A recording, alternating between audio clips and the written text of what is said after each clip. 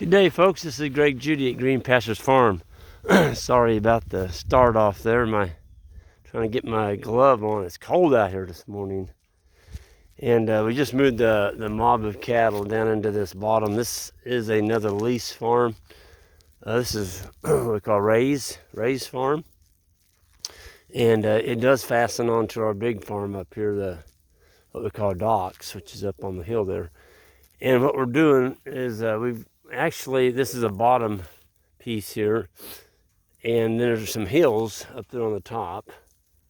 And then as we go further north, there's kind of a hillside up there as well. But we positioned some bales here from that farm that we were on. We actually brought them all the way over here, this little bale unroller that we just got through using. And just unrolled one bale for them this morning. Actually, I'm sorry, two, because we gave them a little bitty strip here. So we're getting 5 moves off of this bottom. In the summertime, we get 2. So we really cranked them down. I do make sure that we brush hog this. That's kind of, I know the landowner, he likes it looking like this. And so if you don't, it'll grow up in a lot of weeds, and he doesn't like that. This is a deer hunting lease. I'm sorry, a deer hunter owned property. He's got a food plot right there. And there's a couple of those mineral licks. And that's alfalfa. I don't know, I think there's a few other things in there with it, but we fence that off. We don't let the cows graze that section right there. But you can see what they're on out here. It's got some clover on it. It's just pretty darn good forage. And I brush hogged this off, it was probably around the middle to latter part of July. And you can see the areas around the trees I didn't get brush hogged. There's quite a bit of weeds right here. But we chop that weeds up, and it goes into the soil and feeds the soil microbes and the earthworms. And I've always said there's not a weed that's ever been grown that doesn't eventually end up in the belly of an earthworm. And talking about diversities of animals, well, look at this. That's moles. And there's moles all over this. So why are the moles in here? It's because of the earthworms. We've got a ton of biology going in this field now. And so the earthworms are coming in. I'm sorry, the moles. I don't mind moles. They aerate the soil. They make the pasture hold more water. And those tunnels that they leave, those are other avenues for other critters to use. So they're kind of a big old workhorse, you might say. And every now and then they get a little more aggressive, and you'll see some dirt pop up, like right there. But you know, a cow's going to stomp that, and it's going to go right back down, and it'll be holding some good water. But look at the forage in here. We didn't give them a very big piece. We only gave them, I would say they're on about 3/4 of an acre here today, 376 head. And but most of them are still grazing. We just unrolled those two bales. There's not very many they're eating on. There's a few. Most of them are over here, eating on the good stuff. But we're trying to put some carbon down on this farm. It's got a lot of sand on it. And sand is one of the hardest things there is to build soil organic matter into, because it just seems to drain out, and it kind of grinds up the organic matter. So it takes a lot. You got to put a lot down to get something back. But to give you an idea, we've had this farm now probably around, oh gosh, time flies, probably eight years.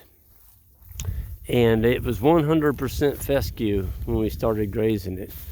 There was nothing else in here. Fescue and thorn trees.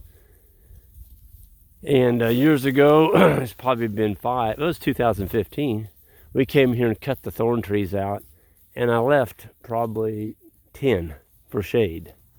And not 10, there's 1, 2, 3, 4, 5, there's 10 thorn trees in here for shade. And to give it more of a silvopasture appearance. And they were here. And so rather than fight them all. I do like some shade out in these fields, and the cattle sure enjoy these thorn trees in the summertime. And in the fall, they do produce quite a bit of pods, bean pods, that are really good high quality forage for deer and cattle. Isaac, Ben, you want to meet me at the gate? We're gonna head on over to where the sheep are and the guardian dogs, and get those guys checked this morning.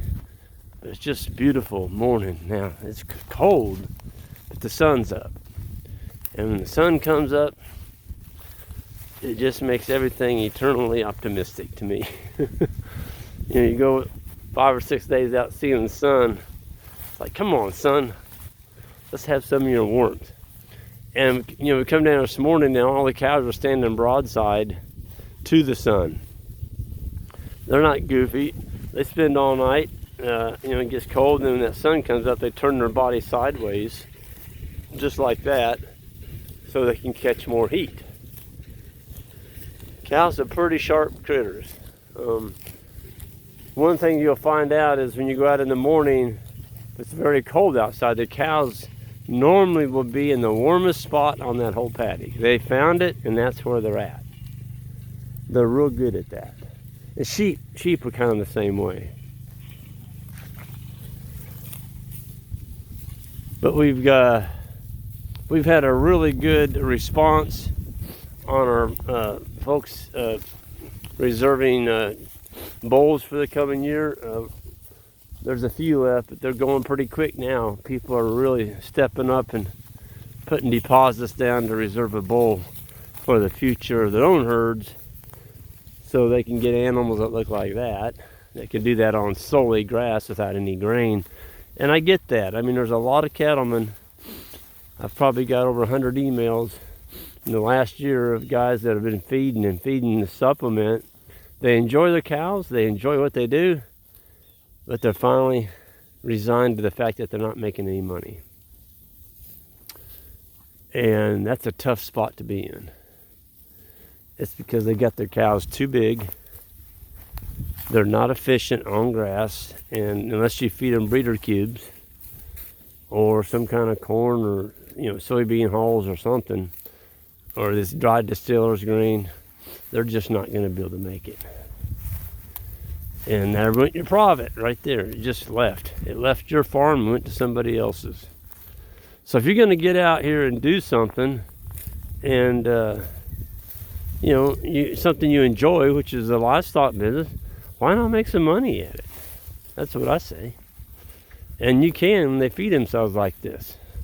Somebody asked the other day, how many bales of hay are you going to feed? I don't know. If it stays open like this, probably not very many. We're just kind of feeding the soil now, because that old hillside up there, we put a bale up the other day and put another one there this morning. That was dirt when I leased this farm. That was bare dirt up there. And now we've got forage growing on it. And so every time I come through here, I want to make sure I leave that hill covered in trampled hay with manure and urine dispersed all throughout. A lot of animal density, and that's how you get super high quality forage and heal land. The animals are a tool. They are a tool. And when you can grow animals that look like that on forage, and he's a bull, he's breeding, and come through breeding season, he still looks good. There's a good one. There's a lot of good ones in here. But it comes back to the inputs. And if you've got a lot of inputs into your cow herd, folks, it's going to be a tough way to go.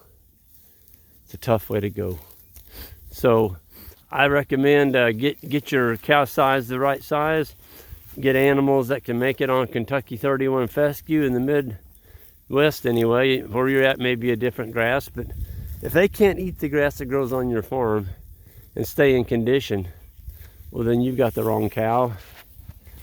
And maybe you need to rethink what you're doing, because it's a great business to be in when the animals feed themselves in the middle of the winter. That's what these are doing today. And we did unroll some hay, because I'm hoping they'll waste a bunch of that, because this landowner, he's a deer hunter, And, you know, we've made the premise that, you know, when we come through here, we're going to leave more than we take. And by leaving, I mean unrolling some carbon out here on this ground to turn it around, get bigger bucks, bigger racks. That's what we're all about, trying to grow nicer deer. And the livestock can help you do that as long as you rotate them. It's funny, there was a guy that had a farm, looking for farms for deer hunting, and he was willing to lease them or buy them. And at the end of his comments, he said, sorry, no cattle farms, please. I'm like, okay, that's fine. But what he was saying is you know, most cattle farms are pretty plucked clean, and there's not too much out there for deer. And so I understand where he's coming from. But our farms are not that way. Anyway, I'm going to sign off here. Everyone have a great day. Hit that subscribe button on the way out. If you're new to the channel, I'd appreciate it. Oh, and don't forget to hit the like button too. Y'all have a good one.